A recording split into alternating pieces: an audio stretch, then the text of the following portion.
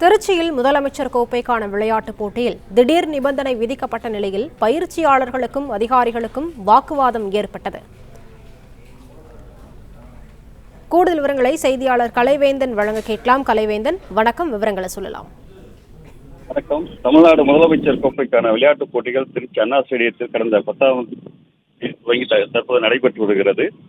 சிலம்பம், சதுரங்கம், கைப்பந்து, குத்துச்சண்டை, வாலிபால், கபடி, இறகுப்பந்து, நீச்சல், டென்னிஸ் என பல்வேறு போட்டிகள் இங்கு நடைபெறுகிறது. இன்று மாணவிகளுக்கான சிலம்ப போட்டியில் திருச்சி மாவட்டத்தின் பல்வேறு பகுதிகளில் இருந்தும் நூற்றுக்கணக்கான மாணவிகள் பங்கேற்ற நிலையில் 40 கிலோவிற்கு மேற்பட்டோர் மட்டுமே என ஸ்போர்ட்ஸ் அத்தாரிட்டி அதிகாரிகள் கூறியதால் பலரும் ஏமாற்றத்துடன் திரும்பி சென்றனர். ஆயினும் மாணவிகளின் பெற்றோர்கள் அதிகாரிகளை முற்றுகையிட்டு வாக்குவாதத்தில் ஈடுபட்டதால் பரபரப்பு ஏற்பட்டது. இந்த நிலையில போலீசார் சம்பவ இடத்திற்கு விரைந்து வந்து சமாதான பேச்சுவார்த்தை நடத்திய தொடர்ந்து தற்போது 40 கிலோ எடைக்கு கீழ் உள்ள மாணவிகளும் பங்கேற்க அனுமதி அளிக்கப்பட்டதை தொடர்ந்து மீண்டும் சிலம்பாட்ட போட்டிகளானது தொடர்ந்து நடைபெற்று வருகிறது.